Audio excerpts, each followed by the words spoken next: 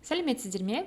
Біз малярлық көлем ұғымымен танысқандықтан, моль ұғымы бойынша есептеулерді жалғастырамыз, және бүгінгі сабақтың тақырыбы газ тәрізді заттың көлемі бойынша зат мөлшерін есептеу.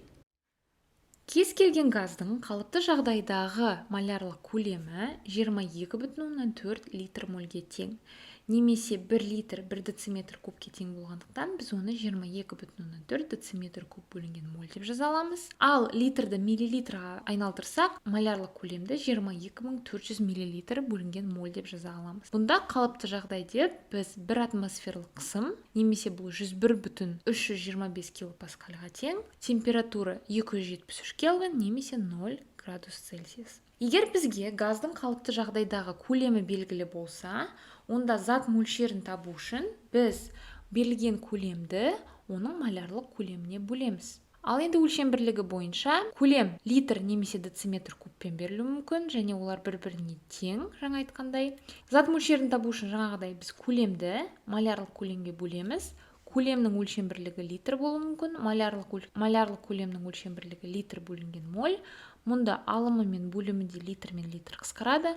Мольдің -1 дәрежесі алымына моль болып көшеді. Тап солай көлем дециметр кубпен берілетін болса, онда малярлық көлемді дециметр куб бөлінген моль деп жаза аламыз. Дециметр куб қысқарып, мольдің -1 дәрежесі моль болып көшеді. Сонымен қатар көлем миллилитрмен берілуі мүмкін. Есіңізде болса, милли деген префикс оның -3 дәрежесіндегі дегенді білдіреді.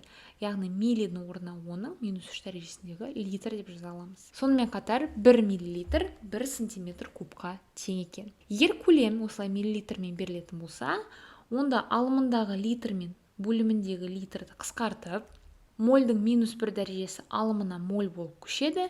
Милли префиксімен бірге миллимоль дегенді береді. Ал милли префиксінің орнына біз оның -3 дәрежесіндегі моль деп жаза аламыз. Сонымен қатар көлем метр кубпен берілуі мүмкін. 1 метр куб ол оның 3 дәрежесіндегі литрге тең, немесе 1000 литр. Егер көлем метр кубпен берілген болса, онда метр кубның орнына оның 3 дәрежесіндегі литр деп жаза аламыз. Ондай кезде алымындағы литр мен бөліміндегі литр қысқарып, оның 3 дәрежесіндегі моль шығады. Сонымен қатар біз оның 3 дәрежесін, есіңізде болса, кило префиксімен өзгерте аламыз. Яғни киломоль шығады. Енді келесі жаттығу есепті шығарып көрейік. Төменде берілген газдардың қалыпты жағдайдағы көлемі бойынша олардың зат мөлшерін табыңыз. Берілген барлық көлемдер қалыпты жағдайда берілген, сондықтан зат мөлшерін табу үшін біз осы көлемді оның малярлық көлеміне бөлеміз. Малярлық көлем барлық газдар үшін қалыпты жағдайда 22,4 литр бөлінген мольге тең. Ал енді А мысалынан бастайық. Бізге 67,2 литр оттек берілген. Оттектің зат мөлшерін табу үшін берілген көлемді малярлық көлемге бөлеміз.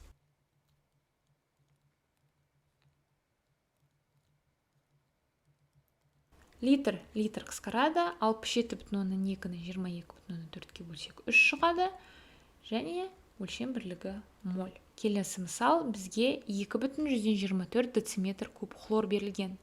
Хлордың зат мөлшерін табу үшін тап солай берілген көлемді малярлық көлемге бөлеміз.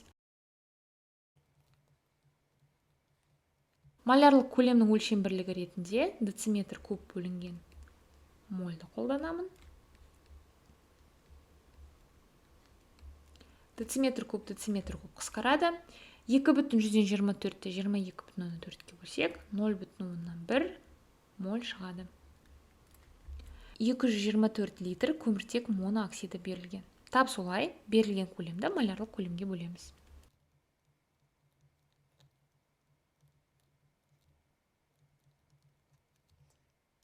Моль шығады.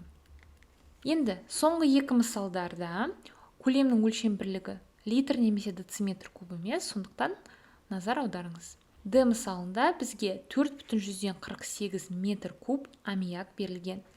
Берілген көлемді малярлық көлемге бөлеміз.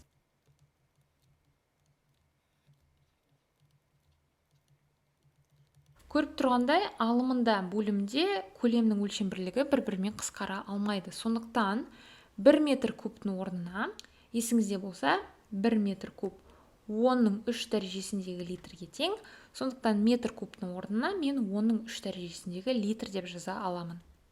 10-ның 3 дәрежесіндегі литр бөлеміз 22,4 литр бөлінген моль. Литр қысқарады. 4,48-ді 22,4-ке бөлсек 0,2 шығады. Көбейтілген 10-ның 3 дәрежесіндегі моль. 10-ның 3 дәрежесіндегі мольдің мына 10-ның 3 дәрежесінің орнына мен кило деген префиксті қолдана аламын. Киломоль шығады. Соңғы мысал 44,8 миллилитр хлорсутек. Берілген көлемді 22,4 литр мольге бөлемін. Литр мен литр қысқарады. Мольдің -1 дәрежесі алымына моль болып көшеді. Милли мен моль бірге бізге миллимольді береді. 44,8-ді 22,4-ке бөлсек 2 миллимоль шығады. Немесе ол 2 көбейтілген 10-ның -3 дәрежесіндегі мольге тең. Сонымен қатар. Келесі жаттығу есеп. Төменде берілген газдардың қалыпты жағдайдағы көлемі бойынша олардың массасын табыңыз.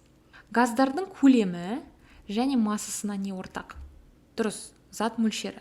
Яғни маған заттың массасын табу үшін, маған оның зат мөлшерін білу керек. Себебі массасын табу үшін біз зат мөлшерін малярлық массасына көбейтеміз. Ал зат мөлшерін біз осы берілген көлемді малярлық көлемге бөлу арқылы таба аламыз. Мысалынан бастайық. Бізге 11,2 литр азоттың массасын табу керек. Ол үшін бірінші оның зат мөлшерін табамыз. Яғни 11,2 литрді берілген, біз малярлық көлемге бөлеміз 22,4 литр моль. Литр мен литр қысқарады, 0,5 моль шығады. Азоттың массасын табу үшін осы берілген зат мөлшерін біз малярлық массасына көбейтеміз. 0,5 мольді, азоттың малярлық массасы 28 грамм моль. Моль қысқарады, және жауабымыз 14 грамм болады. Яғни 11,2 литр азот бұл жарты моль, ал жарты мольдің массасы малярлық массаның жартысы болады 14 грамм. Келесі 5,6 дециметр куб этан. Этанның массасын табу үшін біз бірінші зат мөлшерін табамыз. Ол үшін берілген көлемді біз малярлық көлемге бөлеміз. Дециметр кубты біз литр деп жаза аламыз. Дециметр куб қысқарады. 5,6-ны 22,4-ке бөлсек 0,125 шығады. Енді оның массасын табу үшін берілген зат мөлшерін малярлық массасына көбейтеміз. Яғни 0,125 мольді біз этанның малярлық массасы 30 грамм мольге көбейтеміз. Бұл 7,5 граммға тең. Және моль қысқарады. 2,124 мл хлорсутектің массасын табу керек. Көлемін берілген. Малярлық көлемге бөлеміз.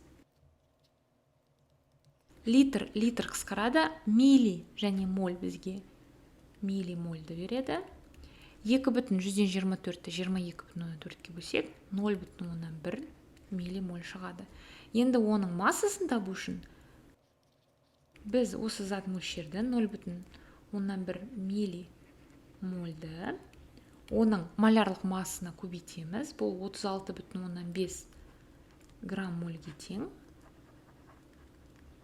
Моль қысқарады.